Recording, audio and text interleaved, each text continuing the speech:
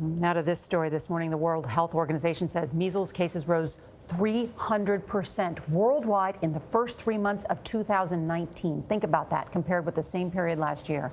And there are new numbers from the CDC that show 555 cases have been reported in the U.S. across 20 states this year.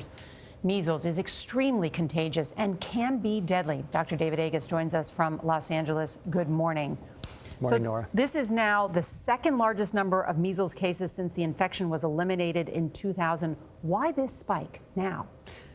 This is obviously very worrisome. This is one of the most contagious diseases known. This is one of the few diseases where you cough and hours later the particles can actually infect somebody. What's happening now is that people travel to other countries where there is measles and they brought it back to the United States, and there are pockets in the U.S.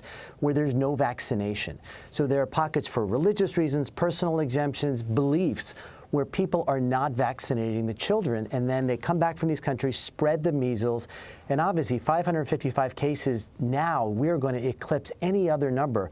And in 2000, we declared it eliminated in the United States of America. So what are the symptoms if you have measles? Well, symptoms happen classically anywhere from 1 to 3 weeks after exposure, and it's rash, it's fever up to 103, 104. But what's really worrisome is in the early 1960s, before vaccination, 500 people died a year, 48,000 hospitalizations, 4,000 cases of inflammation of the brain or encephalitis. So it can be severe, and especially in young kids, because we don't classically vaccinate till a year of age. And people who haven't been vaccinated, pregnant women, are obviously very worrisome when there's a spread of this disease. And yet, Dr. Agus, there are still so many parents who are not convinced. What can you say, what can you do to convince them that this is very crucial?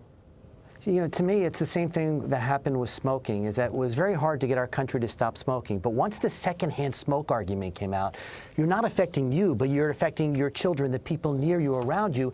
It made an impact. The same is true here. You don't vaccinate your child, you can kill another child besides the ramifications of your own child. So it's that secondhand effect here. We have to push on.